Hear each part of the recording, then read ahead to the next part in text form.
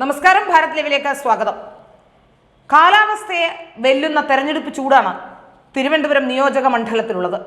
തിരുവനന്തപുരത്തെ പാർലമെന്റ് നിയോജക മണ്ഡലത്തിൽ 3 പേരും സ്ഥാനാർത്ഥികളെ തിരഞ്ഞെടുപ്പ് പ്രഖ്യാപിക്കും മുമ്പ് തന്നെ, അതായത് തെരഞ്ഞെടുപ്പിന്റെ തീയതി പ്രഖ്യാപിക്കും മുമ്പ് തന്നെ പ്രഖ്യാപിച്ചു കഴിഞ്ഞു. ഒരു റൗണ്ട് പര്യടനം എല്ലാവരും പൂർത്തിയാക്കി കഴിഞ്ഞു. യഥാർത്ഥത്തിൽ തിരുവനന്തപുരത്ത് ത്രികോണ മത്സരത്തിന്റെ സാധ്യതകളുണ്ട് എന്ന് ചിലരെങ്കിലും പറയുന്നുണ്ടെങ്കിൽ യഥാർത്ഥത്തിൽ അതില്ല. തിരുവനന്തപുരത്തെ മത്സരം കോൺഗ്രസ് സ്ഥാനാർത്ഥിയായ ശശി തരൂരും NDA സ്ഥാനാർത്ഥിയായ രാജീവ് ചന്ദ്രശേഖറും തമ്മിലാണ്. നേരത്തെയൊക്കെ യാതൊരു തരത്തിലുള്ള സംശയലേശമിനെ ശശി തരൂർ ജയിക്കുമെന്ന് കരുതിയിരുന്ന പാർലമെന്റ് നിയോജക മണ്ഡലമായിരുന്നു തിരുവനന്തപുരം. ശശി തരൂരിനെ സംബന്ധിച്ച് പറയുകയാണെങ്കിൽ കഴിഞ്ഞ 15 വർഷമായി തിരുവനന്തപുരം മണ്ഡലത്തിൽ നിന്നുള്ള ജനപ്രതിനിധി കൂടിയാണ്. എന്നാൽ ഇത്തവണ BJP പുറത്തിറക്കിയ സ്ഥാനാർത്ഥി ശശി തരൂരിനെയും വെല്ലുന്ന മികവുകളുള്ള ഒരു സ്ഥാനാർത്ഥിയാണ്. പല ഘട്ടങ്ങളിലും ശശി തരൂരിന് തുണയായത് ഇത്തരത്തിലുള്ള മികവായിരുന്നു എങ്കിൽ ഇപ്പോൾ അതിനെ വെല്ലുന്ന മികവുമായി രാജീവ് ചന്ദ്രശേഖർ കളത്തിലേക്ക് എത്തിയിരിക്കുന്നു. രാജീവ് ചന്ദ്രശേഖർ ഇപ്പോൾ ഇവിടേക്ക് എത്തിയപ്പോൾ ആദ്യഘട്ടത്തിൽ ചിലരെങ്കിലും പറഞ്ഞിരുന്നത് അദ്ദേഹം ഇവിടുത്തെ ജനങ്ങളെ അറിയുന്ന ആളല്ല, പുതിയ ആളാണ് എന്നുള്ളതാണ്. 15 വർഷങ്ങൾക്ക് മുമ്പ് ശശി തരൂരും ഇതുപോലെ പുതിയൊരാൾ തന്നെയായിരുന്നു. ശശി തരൂരിനും അന്ന് മറ്റ് രാഷ്ട്രീയ പരിചയങ്ങളൊന്നും ഉണ്ടായിരുന്നില്ല. എന്നാൽ ശശി തരൂരിനേക്കാൾ ഉപരി രാജീവ് ചന്ദ്രശേഖറിന്റെ ഇപ്പോഴത്തെ ഈ മണ്ഡലത്തിലെ നില നോക്കിയാൽ രാജീവ് ചന്ദ്രശേഖർ തിരുവനന്തപുരത്തേക്ക് ഇപ്പോഴെത്തി മത്സര രംഗത്ത് പുതുമയുള്ള ആളാണെങ്കിലും കേന്ദ്രമന്ത്രി എന്ന നിലയിലും കഴിഞ്ഞ 15 വർഷക്കാലമായി രാഷ്ട്രീയ രംഗത്തുമൊക്കെ സജീവമാണ് അദ്ദേഹം. അതായത് കേരളത്തിൽ നിന്നും മറ്റ് സംസ്ഥാനങ്ങളിലേക്ക് എത്തി ആ സംസ്ഥാനത്ത് വളരെ പ്രഗത്ഭമായ രീതിയിൽ പ്രവർത്തനം നടത്തി പൊതുരംഗത്ത് സജീവമായി നിന്ന് അദ്ദേഹം പല ബിസിനസ് കാര്യങ്ങളും അദ്ദേഹം കൈവച്ചതെല്ലാം പൊന്നാക്കിയ ഒരാൾ. ഏഷ്യാനെറ്റ് ചാനലിന്റെ മുതലാളി, അതുപോലെ തന്നെ റിപ്പബ്ലിക് ചാനലിന്റെ ബിസിനസ് പാർട്ട്ണർ, അതുപോലെ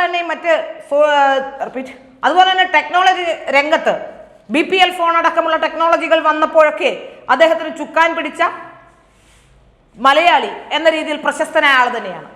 യഥാർത്ഥത്തിൽ ശശി തരൂർ പ്രഗത്ഭനാണ് എന്ന് പറയുന്നു, ഇന്ത്യയുടെ അഭിമാനമാണ് എന്നൊക്കെയാണ് ഇപ്പോൾ ഇവിടെ ഇറങ്ങിയ പോസ്റ്ററുകളിൽ പറയുന്നത്. ഇന്ത്യയുടെ അഭിമാനമാണോ എന്ന് നമ്മൾ ചിന്തിക്കേണ്ടിയിരിക്കുന്നു. ശശി തരൂരിനെ കുറിച്ച് പറഞ്ഞാൽ അദ്ദേഹം ഉണ്ടാക്കിയ വിവാദങ്ങൾ, അദ്ദേഹത്തിന് അപമാനകരമായ വിവാദങ്ങൾ പലതും അദ്ദേഹത്തിനെതിരെ ഉണ്ടായിട്ടുണ്ട്. അപ്പോഴൊന്നും തിരുവനന്തപുരത്തെ ജനങ്ങളൊന്നും പറഞ്ഞിട്ടില്ല. അദ്ദേഹത്തെ സംബന്ധിച്ച് നോക്കുകയാണെങ്കിൽ സ്ത്രീ വിഷയമടക്കം 3 വിവാഹം, ഭാര്യയുടെ മരണവുമായി ബന്ധപ്പെട്ടുയർന്ന കൊലപാതക ആരോപണം, ഇപ്പോഴും അത് കേസ് നടക്കുകയാണ്. ഇങ്ങനെ വിവിധ കാര്യങ്ങളിലുള്ള ആരോപണത്തിൽ വിധേയനായ ഒരാളാണ് ശശി തരൂർ. എന്നിട്ടും പറയുന്നു ഇന്ത്യയുടെ അഭിമാനമാണ് എന്ന്. ഒരു പുരുഷനായതുകൊണ്ട് മാത്രം കിട്ടുന്ന ഒരു മേന്മയാണ് അതെന്നേ പറയാൻ കഴിയൂ. നേരെ മറിച്ച് ഇങ്ങനെ ഒരു സ്ത്രീ ആയിരുന്നു മത്സരിച്ചതെങ്കിൽ എന്താകുമായിരുന്നു കേരളത്തിലെ പുകലെന്ന് നമുക്കറിയാം. ശശി തരൂരിന്റെ സൗന്ദര്യമാണ് കേരളത്തിലെ പല സ്ത്രീകളും വോട്ട് ചെയ്യാൻ കാരണമായത് എന്ന തരത്തിലുള്ള ചില വാദങ്ങളൊക്കെ ചിലപ്പോഴെങ്കിലും ചിലർ മുന്നോട്ട് വെക്കുന്ന കാണാം. അതായത് ശശി തരൂർ സുന്ദരനായതുകൊണ്ട് തിരുവനന്തപുരത്തെ പെൺകുട്ടികളൊക്കെ വോട്ട് ചെയ്യുന്നു, അല്ലെങ്കിൽ തിരുവനന്തപുരത്തെ യുവജനങ്ങളൊക്കെ വോട്ട് ചെയ്യുന്നു എന്ന് ചിലപ്പോഴെങ്കിലും പറഞ്ഞ് കേൾക്കാറുണ്ട്.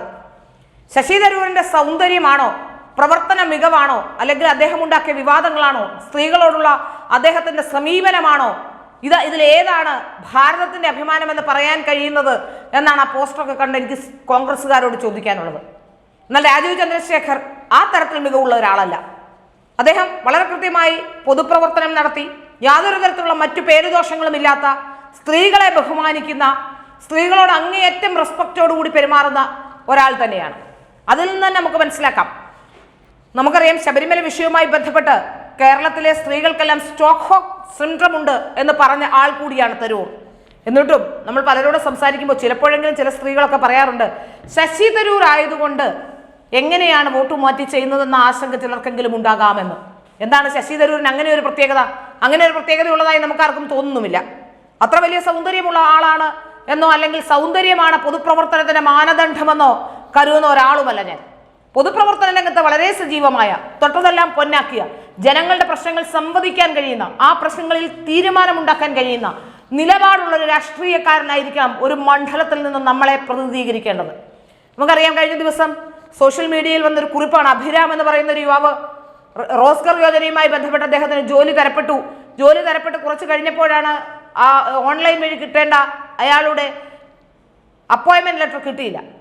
വളരെ പെട്ടെന്ന് തന്നെ അദ്ദേഹം രാജീവ് ചന്ദ്രശേഖർ തിരുവനന്തപുരത്തേക്ക് വരുന്നുണ്ട് എന്ന് പറഞ്ഞപ്പോൾ പോയി കാണുകയും ഒരാഴ്ചയ്ക്കകം ഇന്റർവ്യൂ കാർഡ് കിട്ടുകയും ജോലിയിൽ പ്രവേശിക്കാൻ സാധിക്കുകയും ചെയ്തുവെന്നും ഇങ്ങനെയുള്ളവരാണ് യുവജനങ്ങളുടെ കാര്യങ്ങൾ നോക്കുന്ന, ഇങ്ങനെയുള്ള ജനങ്ങളുടെ പ്രശ്നങ്ങൾ ഇടപെടുന്ന ആൾക്കാരാണ് ജനപ്രതിനിധിയായി വരേണ്ടതെന്നും അദ്ദേഹം കുറിക്കുകയും ചെയ്തിട്ടുണ്ട്.